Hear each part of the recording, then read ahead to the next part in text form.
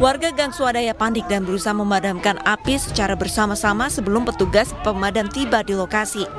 Namun kobaran api terus membesar dan merambat ke bangunan lainnya. Api dengan cepat merambat hingga membakar 7 bangunan yang terdiri dari rumah warga, bengkel, dan pengepul barang bekas. Selain 7 bangunan, 2 kendaraan roda 2 dan 1 kendaraan roda 4 ikut terbakar.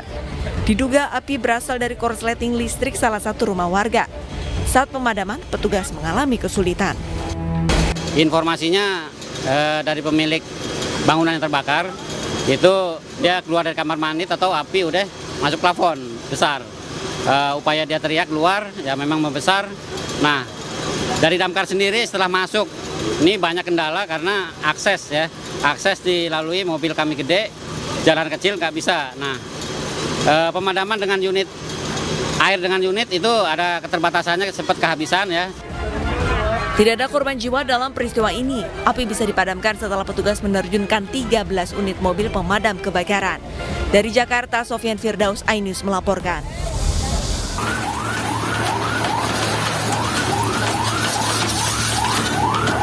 Kebakaran terjadi di Jalan Sadane, Empang, Bogor, Jawa Barat pada Selasa malam.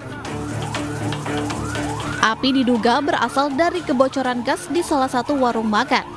Akibat kebakaran ini, 6 bangunan tempat usaha hangus terbakar. 8 unit pemadam kebakaran dikerahkan untuk menangani kebakaran. Api berhasil dipadamkan 20 menit kemudian setelah dilakukan penanganan oleh petugas pemadam kebakaran.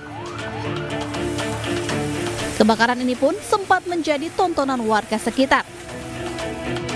Peristiwa bermula ketika salah seorang pedagang panik saat mengevakuasi tabung gas yang bocor untuk direndam di kamar mandi.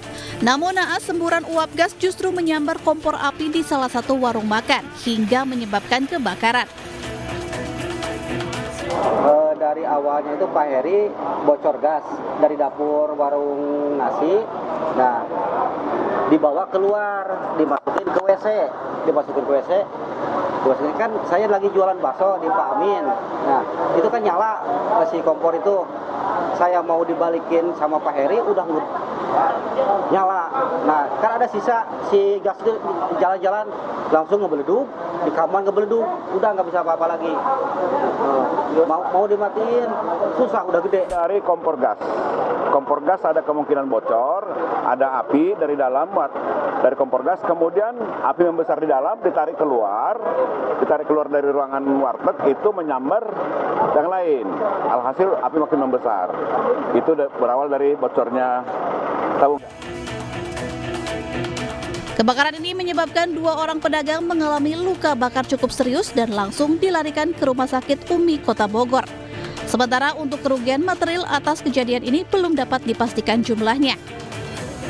Dari Bogor, Jawa Barat, Andi Firmansyah, iNews melaporkan.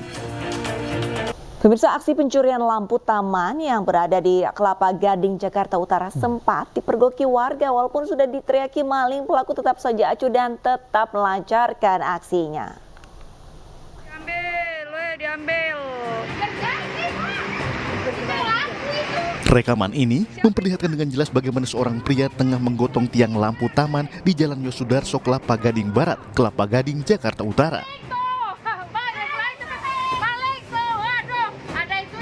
Meski sudah diteriaki maling, nampaknya pria tersebut tidak menghiraukan.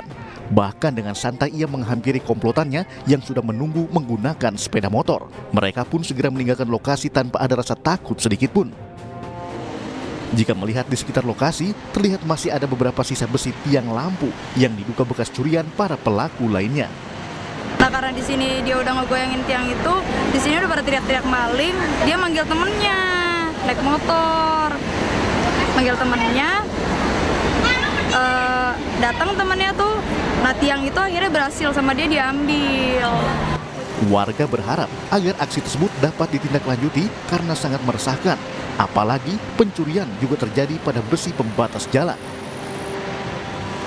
Dari Jakarta, Sofyan Firdaus, iNews melaporkan. Pemirsa, untuk mengetahui informasi terkini kami sudah terhubung dengan rekan kami Muhammad Zulhilmi di Binus School Serpong, Tangerang Selatan, Banten. Selamat siang Hilmi, bagaimana suasana di sekolah tersebut dan kira-kira ada informasi terbaru apa yang Anda dapatkan di lapangan? Ya, selamat siang Arlista dan juga pemirsa.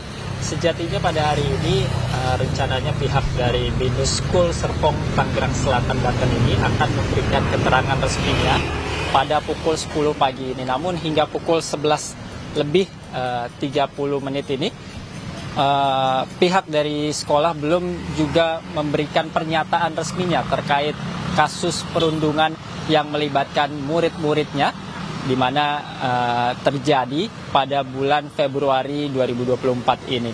Namun tadi sekitar pukul 9 pagi kami melihat ada sebuah kendaraan milik dari KPAI masuk ke dalam sekolah dari Binus School Serpong Tangerang Selatan ini, dan tadi kami mencoba mengonfirmasi kepada pihak keamanan bahwa pihak dari KPAI datang ke sekolah ini untuk melakukan rapat dengan pihak sekolah.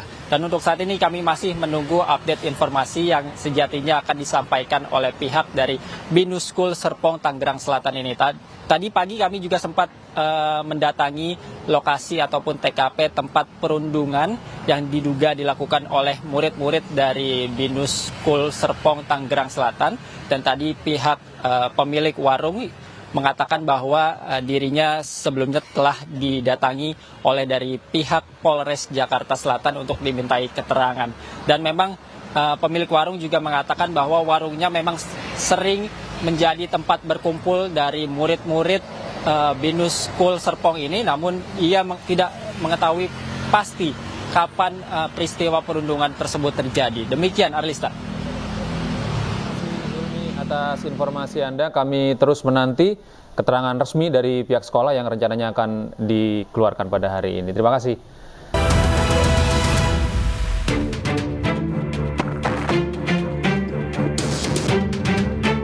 Video sosok yang diduga Mardani Maming beredar di media sosial.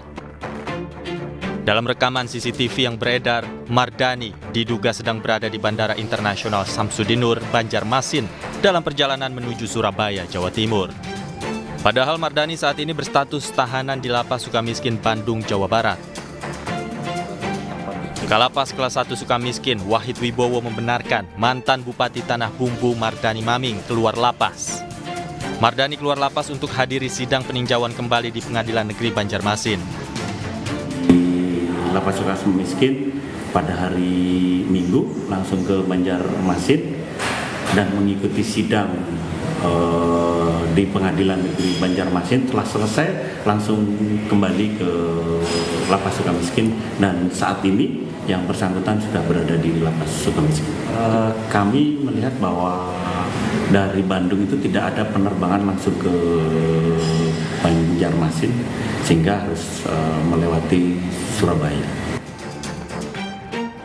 Mardani Maming adalah terpidana kasus suap dan gratifikasi pemberian izin usaha pertambangan di Kabupaten Tanah Bumbu, Kalimantan Selatan saat menjabat sebagai Bupati Tanah Bumbu.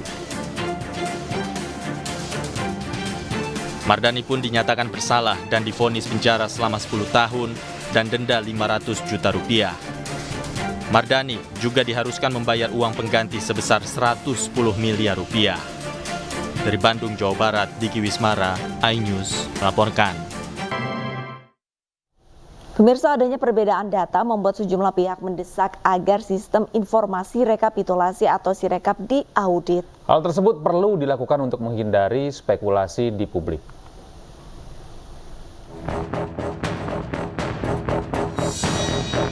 Sistem informasi rekapitulasi atau Sirekap yang digunakan KPU untuk membantu penghitungan suara menuai sorotan. Salah satunya terkait adanya perbedaan hasil Pilpres yang masuk ke Sirekap. Ketua KPU Hasyim Asy'ari pun menjelaskan mengenai anomali dalam sistem Sirekap tersebut.